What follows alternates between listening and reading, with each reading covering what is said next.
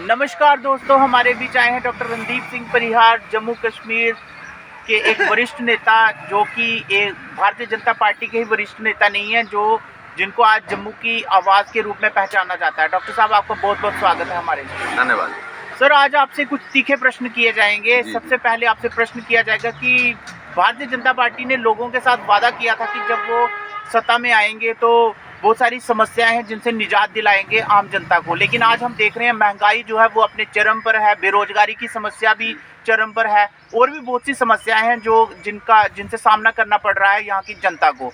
तो आप क्या कहना चाहेंगे कि ये जो महंगाई की समस्या है, इस पर आपके क्या विचार हैं? देखिए जी, आपके सवाल जो हैं तीखे ज़रूर हैं, लेकिन इन तीखे सवालों में मिठास छुपी है, लोगों का दर्द छुपा है, और आप वायदा याद कराने की कोशिश कर रहे हैं जो वायदा भारतीय जनता पार्टी ने जनता से किया था। आपने देखा कि किस तरह देश में कोरोना फैला, देश में नहीं पूरी दुनिया में, और किस तरीके से वार फुटिंग और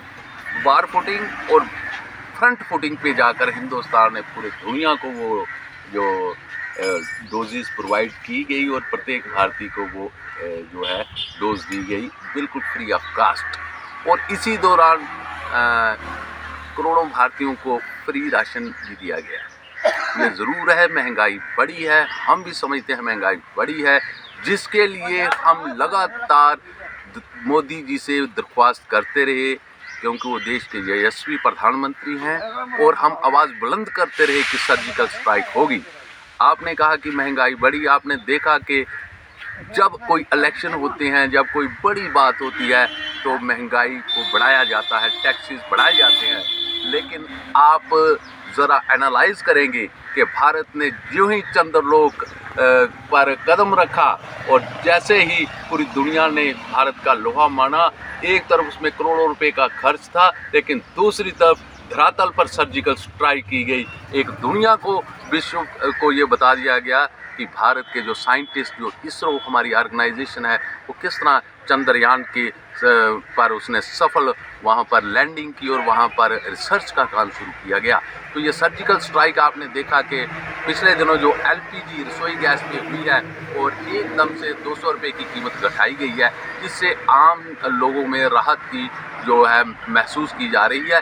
लेकिन फिर भी हमारे देशवासी, हमारी जनता ये चाहती है कि मोदी जी LPG पर एक और जो है सर्जिकल स्ट्राइक करें, और ना केवल LGP पे।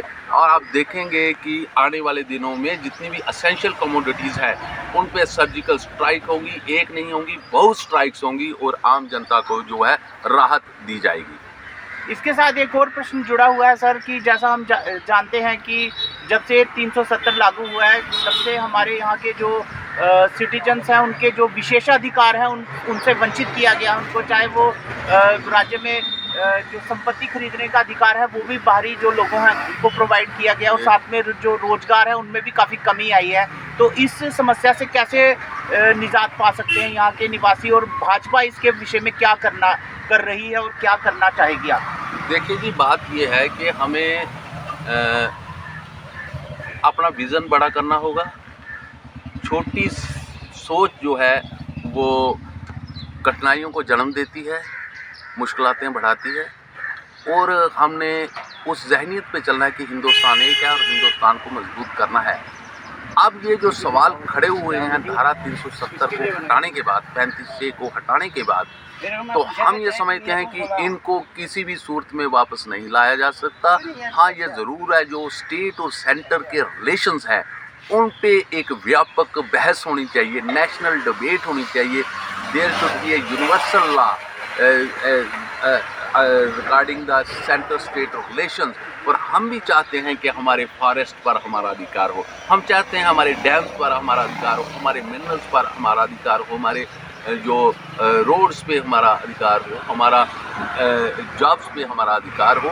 लेकिन वो धारा 370 और 35A की उस बनावट पे नहीं होना चाहिए जिससे सेपरेटिज्म की बू आए, इसमें भी नेशनलिज्म की खुशबू छुपी होनी चाहिए। और आने वाले दिनों में आप देखोगे कि सेंटर और स्टेट के रिलेशंस के लिए ये एक लंबी बहस है। इसके लिए हमें ज़हनी तौर पे तैयार होना पड़ेगा और ना कि हमें छोटे छोटे संगठन बनाकर उन पे जो है समाज में इंतशार पैदा नहीं करना चाहिए। और जो हमारी मांगे हैं वो वाजिब हैं। जनता चाहती है कि हमारे अधिकार सुरक्षित हों और उसके लिए एक लंबी बहस की ज़रूरत है। और हम समझते हैं कि आने वाले दिनों में जो है युवाओं की जब हम बात करते हैं तो हम ये समझते हैं कि हर युवा के नौजवान को रोज़गार मिलना चाहिए, हर हाथ को काम मिलना चाहिए। और जब तक हम हर हाथ को काम नहीं दे सकते तो उनको स्टाइफंड दिया जाना चाहिए, जिससे हमारे युवा इस देश की प्रगति में, इस देश की समृद्धि में अपना योगदान दे सके। जाते जाते एक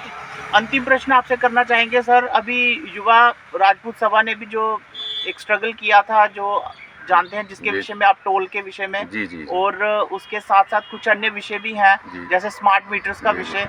तो जो भाजपा है उनके द्वारा ये जो स्थापित हुई, जहाँ पर एलजी साहब में वो सुनते नहीं है यहाँ की बात, तो आप क्या कहना चाहेंगे कि भाजपा को क्या इस चीज़ को नोटिस में लेना चाहिए या इस पर कुछ कार्य करने की ज़रूरत है?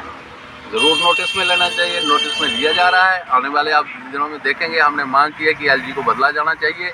चेंज जो है, change is a law of nature. LG को बदला जाए, नया एलजी लाया जाए। हमने तो यहाँ तक कहा है कि डोगरा राज परिवार से कोई व्यक्ति को आप एलजी बनाते हो तो पूरे जम्मू कश्मीर में ये लोग राहत की महसूस करेंगे। स्मार्ट मीटर नहीं लगने चाहिए और प्रीपेड सिस्टम नहीं होना चाहिए। बिजली 2 रुपये यूनिट से मिलनी चाहिए और जो पुराने बिजली पानी के बिल माफ़ होने चाहिए। टोल प्लाजा से न केवल जम्मू कश्मीर को बल्कि पूरे हिंदुस्तान को मुक्ति मिलनी चाहिए। और जो फ्री कनेक्टिविटी का जो एक फ़िलासफ़ी है कि एक स्थान से दूसरे स्थान पे जाने के लिए कोई टैक्स नहीं लगना चाहिए।